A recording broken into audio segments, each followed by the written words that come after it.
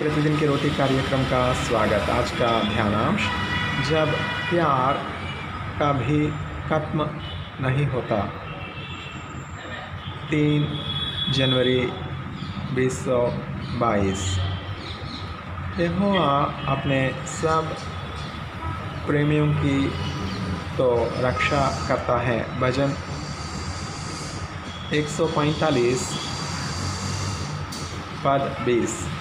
जब भी मेरे दादाजी मुझे समुद्र तट पर ले जाते, प्रियंका ने याद दिलाया।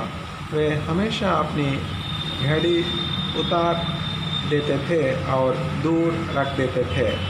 एक दिन मैंने उससे पूछा, क्यों? उन्होंने मुस्कुराते हुए जवाब दिया, क्योंकि मैं चाहता हूँ कि तुम यह जानो कि तुम्हारे साथ मेरे पल मेरे लिए कितने महत्वपूर्ण हैं। मैं बस तुम्हारे साथ रहना चाहता हूँ और समय को बीतने देना चाहता हूँ।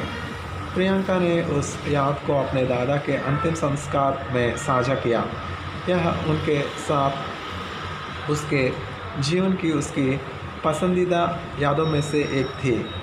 जैसा कि मैंने इस पर विचार किया कि जब दूसरे हमारे लिए समय निकालते हैं तो यह हमें कितना मूल्यवान महसूस कराता है।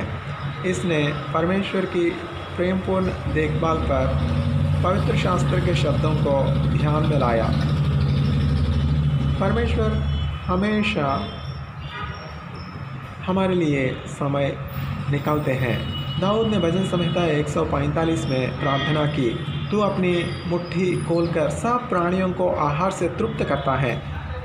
यहोवा अपनी सब गति में धर्मी और अपने सब कामों में करुणामय है।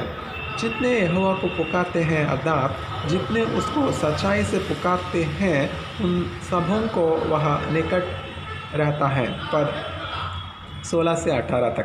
परमेश्वर की भलाई और विचारशील ध्यान हमारे जीवन को हर पल बनाए रखते हैं। हमें सांस लेने के लिए हवा और खाने के लिए भोजन प्रदान करते हैं, क्योंकि वह प्रेम के धनी हैं, सभी चीज़ों के निर्माता।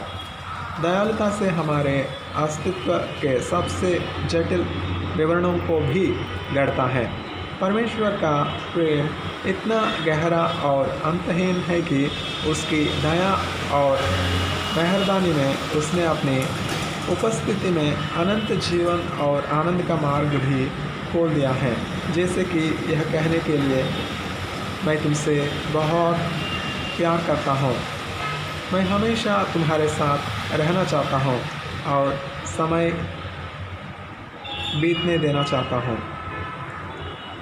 दूसरों के लिए आपकी उपलब्धता किस प्रकार उनके प्रति परमेश्वर के विश्वास योग्य प्रेम को दर्शाती है। आज दूसरों के लिए समय निकालने के द्वारा आप किन तरीक़ों से उसके उदाहरण का अनुसरण कर सकते हैं। पिता, आपके संपूर्ण प्रेम के लिए धन्यवाद। कृपया इसके लिए आपकी प्रशंसा करने और आज इसे दूसरों के साथ साझा करने में मेरी सहायता करें।